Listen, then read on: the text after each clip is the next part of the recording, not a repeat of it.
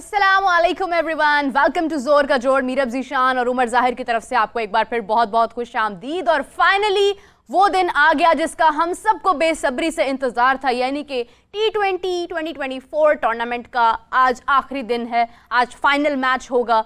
Indian team और एक तरफ साउथ अफ्रीकन टीम दोनों आमने सामने होंगे और देखना यह है कि तीनों फॉर्मेट्स में बेहतरीन परफॉर्मर्स आज आमने सामने कैसे परफॉर्म कर पाएंगे। और साउथ अफ्रीका की बात की जाए तो उनके लिए यकीनन बहुत बड़े एजाज़ की बात है कि आज तक फाइनल में ना आ सके, लेकिन चौकर्स का टैग हटाते हुए साउथ अफ्रीका ने अपनी शमूलियत फाइनल्स में की। और हम उम्मीद करते हैं कि साउथ अफ्रीका आज एक ग्रीड होती है आपके अंदर एक लगन होती है कि अगर आप यहाँ तक पहुँच गए हैं तो आपको यहाँ से भी गुजरना है और ट्रॉफी ले गुजरना है। लेकिन देखना यह है कि क्या साउथ अफ्रीका आज ये ट्रॉफी अपने नाम कर पाता है या नहीं। दूसरी जानिब अगर हम देखें तो इंडिया भी बहुत लंबे अरसे से ट्रॉफी कोई अपने नाम नहीं कर पाया। और देखना यह है कि Rohit Sharma as he is very much eager कि उनको उस उस टैग को जो लास्ट ईयर भी उनके ऊपर लगा 2023 में कि फाइनल्स के अंदर ये टीम कुछ ना कर पाई और ऑस्ट्रेलिया ट्रॉफी ले गए हाथ से। तो इस बार क्या इंडियन टीम, क्या रोहित शर्मा की स्ट्रैटेजीज काम आती हैं कि वो जो एक ट्रॉफी का जो एजाज़ है या T20 वर्ल्ड कप का जो एक बड़ा टूर्नामेंट है, फाइनल है, इतनी सारी एक विनिंग स्ट्रीक के साथ गुजरते हुए क्या आज का मरहला भी पूरा कर पाते हैं या नहीं। बहुत अमेजिंग मैच होने वाला है। पाकिस्तान टाइम के मुताबिक 7:30 बजे मैच शुरू हो जाएगा और तमाम लोगों की नज़रें, शायकीन क्रिकेट, इवन कि जो भी अगर किसी को क्रिकेट नहीं भी पसंद है तो आज सबकी नज़रें स्क्रीन की तरफ जमी होंगी, बिकॉज आज फाइनल मैच है। और फाइनल का सबसे बड़ा हुस्न आज ये है कि इंडियन टीम और साथ साउथ अफ्रीकन फैंस और इंडियन फैंस, इवन के Pakistan, all over the world, आज हम देखेंगे कि तमाम लोगों की नज़रें स्क्रीन पर होंगी और मैच देखने में तमाम लोग मसरूफ़ होंगे। सो हम लोग आज डिस्कशन का सिलसिला आगे बढ़ाते हैं, अपनी अपनी प्रेडिक्शंस देते हैं और अपने व्यूअर्स के साथ मैं चाहूँगी कि मेरे तमाम व्यूअर्स इस वक्त कमेंट्स के अंदर बताएं कि आप लोग आज एग्जैक्टली किस टीम को सपोर्ट कर रहे हैं। क्या आपको लगता है कि साउथ अफ्रीका इंडियन टीम पर हावी हो जाएगी, या फिर आपको लगता है कि इंडियन टीम साउथ अफ्रीका पर भी हावी हो जाएगी? बिकॉज जिस तरह से इंडिया अपने मैचेस जीतता आया है, एक बेहतरीन स्ट्रैटेजी नज़र आ रही है। मैं कैप्टेंसी की बात करें तो मार्करम, रोहित शर्मा दोनों ही बहुत बेहतरीन कैप्टन्स हैं। अब ये कप्तान से लड़ाई जो है ये आज देखने को मिलेगी और यकीनन ये बहुत बड़ा इंटरेस्ट फैक्टर डेवलप करेगी मैच के अंदर। So Umar, as you were supporting South Africa somehow, वो एक सिंपथी वाला एलिमेंट कि साउथ अफ्रीका इतने एक अरसे बाद या पहली बार आप कहें कि फाइनल्स तक पहुंचा और उसके बाद अब ये एक टैग उन्होंने खुद से हटाया और एक बेहतरीन टीम जिसकी फील्डिंग की मिसालें दुनिया में आम है। लेकिन एक तरफ इंडियन टीम है। अगर इंग्लैंड भी होता तो हम समझते कि शायद साउथ अफ्रीका हावी हो जाएगा, डोमिनेंस क्रिएट कर पाएगा। लेकिन इंडियन टीम है और इंडियन टीम कितनी ईगर हो सकती है ट्रॉफी के लिए, ये तो आपको भी पता है, मुझे भी पता है और तमाम व्यूअर्स को भी पता है। तो क्या ऐसा मतलब एक स्ट्रैटेजी जो है वो क्रिएट की जा सकती है साउथ अफ्रीका की तरफ से? किस माइंडसेट के साथ जाया जा सकता है according to the pitches and conditions of course? लेकिन फिर भी do you think South Africa हार मान जाएगा या फिर हार मनवा लेगा?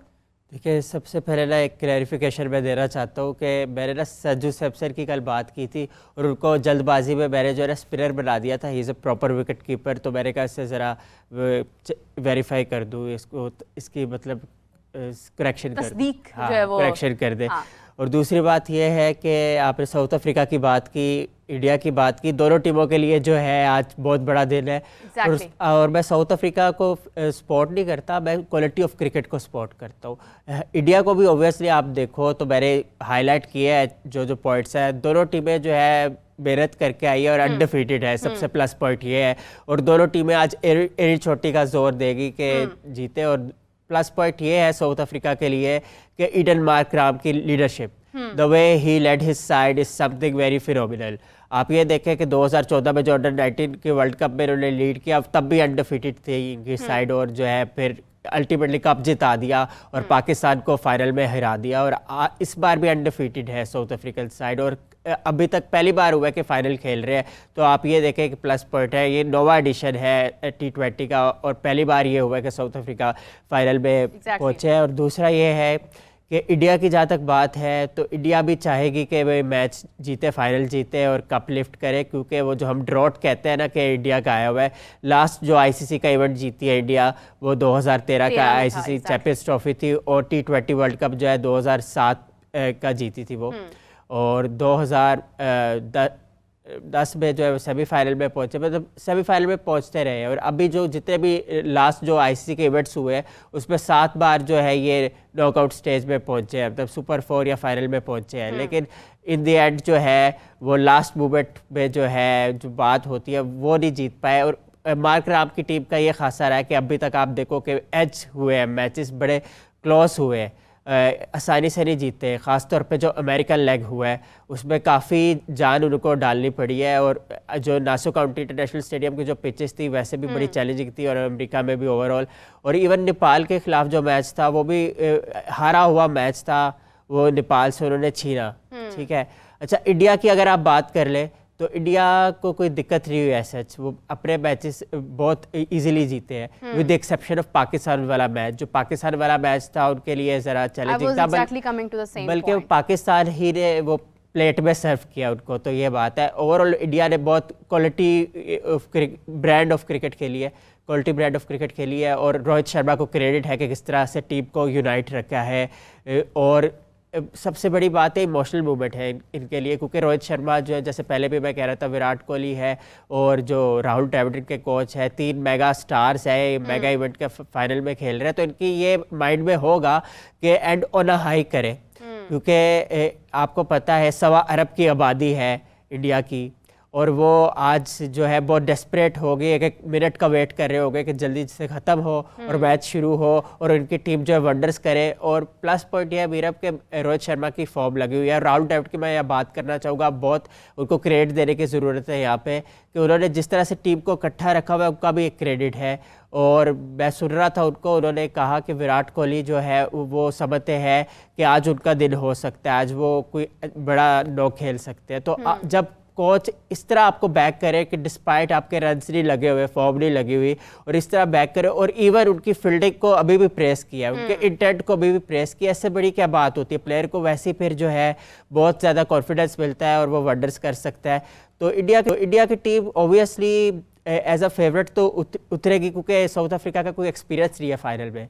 लेकिन साउथ अफ्रीका की टीम बड़ी इंटरेस्टिंग टीम है, और जिस तरह से वो लड़के आई है, स्पिरिट दिखा के आई है, तो आसान नहीं होगा। लेकिन हाँ, ये ज़रूर है कि जो टीम टॉस जीतेगी मेरे उसका यही होगा कि वो बैटिंग पहले करे, क्योंकि अगर आप 150 भी करते हो, वैसे तो इस पिच पे जो है 170-80 भी हो सकता है। और मैं आप प्रीव्यूअर्स के लिए बता दूं कि ये पिच नंबर 4 पे मैच होगा ये बारबाडोस में, जो कि ओमान और जो ऑस्ट्रेलिया की पिच थी उस पर नहीं, ओमान और नमीबिया वाली पिच थी, और इंग्लैंड और स्कॉटलैंड ने इस पिच पे खेला था। वो तो खैर बारिश की वजह से जो है मैच नहीं हुआ था। और हाँ, बारिश की बात है तो बारिश की थ्रेट ज़रूर है मीरब, और लेकिन अगर बारिश होती है, बहुत ज़्यादा होती है, तो फिर रिजर्व डे है। लेकिन कैरिबियन में ऐसा नहीं होता कि अच्छा, ये जितने पॉइंट्स आपने डिस्कस किए इन सब पर हम तफसीलन बात करेंगे, हमें कोई जल्दी नहीं है। आज आराम सुकून से हम अपने व्यूअर्स के साथ बैठकर डिस्कशन का सिलसिला जारी रखेंगे। अभी कुछ ही देर में हमें हाफिज़ इमरान साहब भी ज्वाइन कर लेंगे, तो ज़रा मज़ीद एक्सपर्ट्स ओपिनियन के साथ जो है हमारी डिस्कशन आगे बढ़ेगी। उमर, आपने जिक्र किया जिस तरह से पिच का, और आपने बताया कि पिच नंबर 4 के ऊपर मैचेस हो रहे हैं बारबाडोस में, और हम देख रहे हैं कि वहाँ पर जो स्कोर है, एवरेज है, वो 170 तक 180 तक जा सकता है। मेरे ख्याल से जो इससे पहले जो मैच हुआ है इंडिया का, जो इंग्लैंड के साथ हुआ, वहाँ पर जो एवरेज स्कोर था वो आई गेस के 150-140 था, या 170 तक जा सकता था आसानी से। देखिए, इंडिया ने जो है जिस तरह के वैसे एक्सेप्शनल इनिंग्स तो खेली है उन्होंने, खेली है, हालांकि बात जाता है। हाँ। लेकिन जो पिच की कंडीशंस हुई थी ना, वो उसमें मुश्किल था।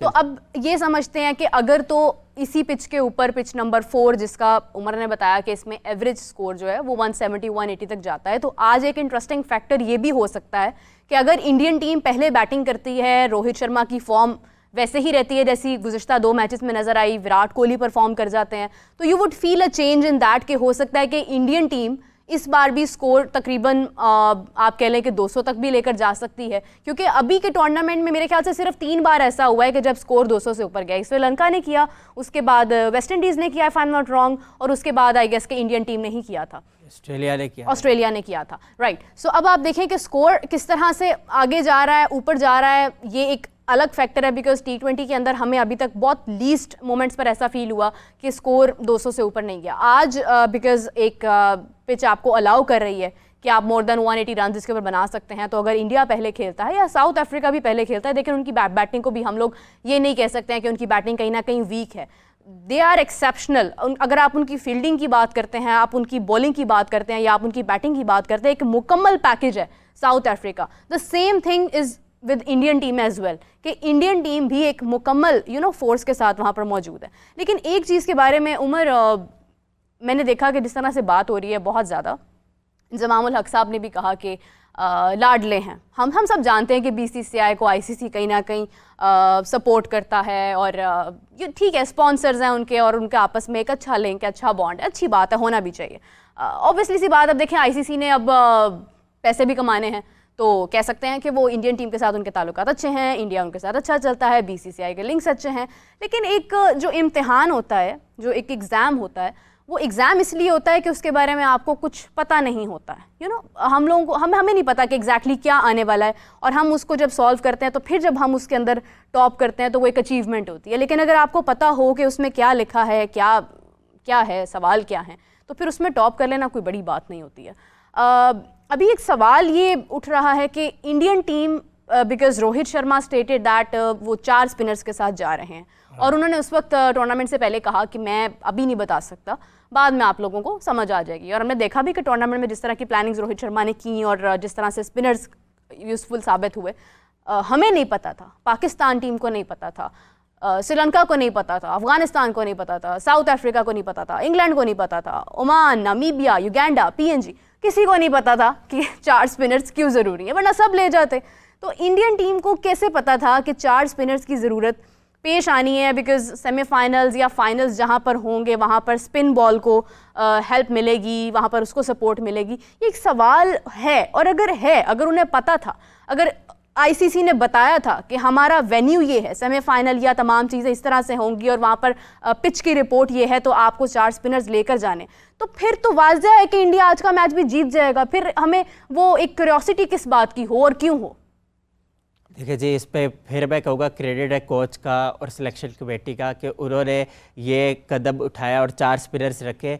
और राहुल द्रविड़ साहब ने ये भी कहा है कि उन्होंने जो है टीम की प्लानिंग जो है ना 2 साल पहले करना शुरू कर दी थी, यानी कैसे? 2022 से पहले, वर्ल्ड कप से पहले। और उस दौरान जो है ओबियसली वर्ल्ड कप आया, टेस्ट चैम्पियनशिप आई, लेकिन वो ये देखे ना, बाइड देखे, ब्रॉड बाइड है उनका, कि वो अपनी टीम को जलील करना जानते हैं। और आप ये देखें, उनको पता था कि अगले 2 साल बाद कैरिबियन में और अमेरिका में होना है, ठीक है। तो पाकिस्तान को नहीं पता था। तो ये देखें ना, लैक ऑफ प्लानिंग है। जो टीम सबसे आखिर में जो अनाउंस करे अपना स्क्वाड, जो बोर्ड, तो आप उसका अलमिया चेक कर लेना। इंडिया जो है बहुत आगे है, उनका बाइट जो है बहुत आगे चलता है। और लोग ये कहते हैं ना IPL से परफॉर्म करके आया है। IPL तो चले एक बहुत बड़ी ब्रांड, बहुत बड़ी ब्रांड जरूर है, लेकिन जो भी प्लेयर्स है ना, वो ऑस्ट्रेलिया ने भी किया, और ऑस्ट्रेलिया IPL खेल के इंडिया से ही बुरी तरह हार बनते हैं, राजीव ट्रॉफी से, उनके डोमेस्टिक से बनते हैं। IPL तो चले को खेलते हैं ना, लेकिन वो रेड बॉल क्रिकेट को भी काफी तरजीह देते हैं। जसप्रीत बुमराह क्यों वर्ल्ड क्लास बॉलर बने मीरब? क्योंकि वो सिर्फ व्हाइट बॉल क्रिकेट नहीं खेलते। 4 प्लेयर्स उनकी फहरिस्त में हैं जो आगे आने को हैं, बस इंतजार है कि वो उनको शामिल। अभी डोमेस्टिक में भी उनके काफी ज्यादा स्पिनर्स हैं जो कि वो प्रोसेस के थ्रू तैयार हो रहे हैं। तो आप ये देखें ना कि कितने ज्यादा वो कीन है, सीरियस है प्रिपरेशन के लिए। वो 2-2 साल पहले प्लान्स को जो है वो मतलब ब्रेनस्टॉर्मिंग ऑफ आइडियाज करते हैं, और फिर प्लान्स को जो है वो आगे और चेस्टेट करते हैं। तो आप ये चेक करें, और ये क्रेडिट है जी इंडिया की एडमिनिस्ट्रेशन को। जो बात है कि हम ये नहीं कह सकते हैं कि ICC का कोई भी प्लान पहले से पता था, ये उनका एक विजन है जिसको कंटिन्यू रखते हुए उन्होंने ये डिसीजंस लिए हैं।